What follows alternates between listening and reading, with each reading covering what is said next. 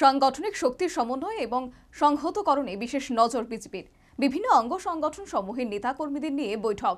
পাখির চোখ আসন্ন লোকসভা নির্বাচনে দুটি আসনেই বিজেপি মনোনীত প্রার্থীদের জয়ের গ্যারান্টির ক্ষেত্র তৈরি করা।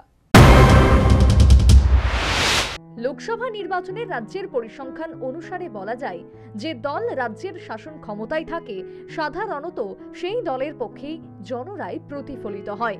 কিন্তু তাই বলে আত্মসন্তুষ্টিতে ভুগতে নারাজ শাসক দল বিজেপি। আর এর কারণও রয়েছে। কারণ হিসেবে বলা যায়, 2023-এর বিধানসভা নির্বাচনে বিজেপির আশানুরূপ ফলাফল করতে পারেনি, যেমনটা সংশ্লিষ্ট সংগঠনের পক্ষ থেকে দাবি করা হয়েছিল। সে যাই হোক, আসন্ন লোকসভা নির্বাচনে রাজ্যের দুটি লোকসভা আসনকে পাখির চোখ করে প্রায় প্রতিদিনই বিভিন্ন সাংগঠনিক বৈঠক সহ কর্মসূচি হাতে নিচ্ছে প্রদেশ বিজেপি।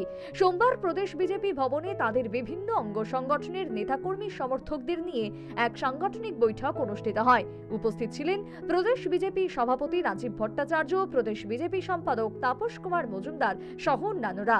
এদিন সাংবাদিকদের সাথে কথা বলতে গিয়ে প্রদেশ বিজেপি সভাপতি ফের দাবি করেন, রাজ্যের দুটি লোকসভা আসনে বিজেপি মনোনীত প্রার্থীরা জয়ী হবে, কারণ প্রধানমন্ত্রী নরেন্দ্র মোদীকে ফের একবার দেশের প্রধানমন্ত্রীর আসনে দেখতে চায় বিজেপি নেতা কর্মী সমর্থকরা।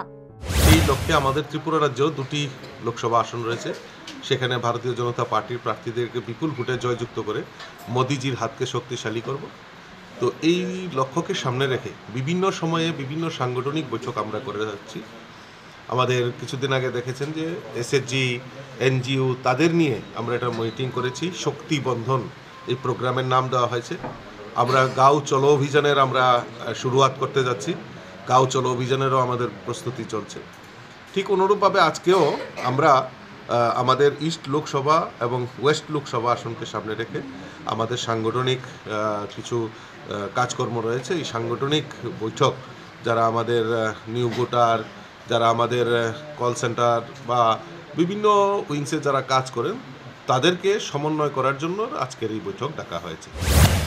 প্রসঙ্গত উল্লেখ্য, 2023 বিধানসভা নির্বাচনে শাসক দল বিজেপির ঝুলিতে গিয়েছিল প্রদত্ত ভোটের প্রায় 40%। অন্যদিকে বামেরা 25% এবং তাদের নির্বাচনী জোট কংগ্রেস 4% ভোট পেয়েছিল। মোটের উপর বাম কংগ্রেস জোট প্রায় 32% ভোট পেয়েছিল। তাছাড়া রাজ্য বিধানসভার বর্তমান বিরোধী দল তিপ্রামথার ঝুলিতে গিয়েছিল প্রায় 22% ভোট। সংশ্লিষ্ট পরিসংখ্যানে স্বাভাবিকভাবে সন্তুষ্ট নয় বিজেপি। এর মধ্যে বিজেপি কেন্দ্রীয়ভাবে আসন্ন লোকসভা নির্বাচনে গড়ে 50% ভোটের লক্ষ্যমাত্রা হাতে নিয়েছে।